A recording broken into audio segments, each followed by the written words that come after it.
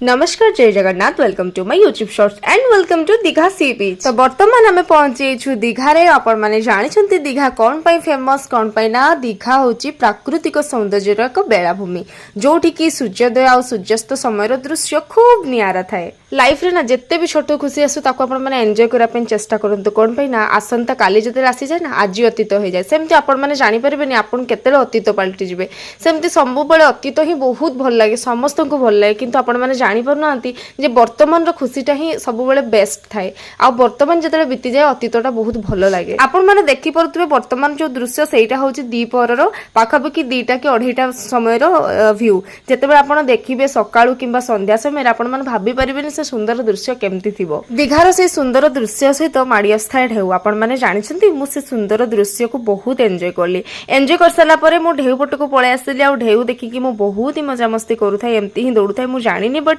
ढेउ आसवा समय मते दौड़िया पई बहुत ही मजा लागे। एमती मु सब बेले ढेउ सहित खेले आ ठीक एमती ही मो जीवन को मु अतिबाहित करिया को चाहे।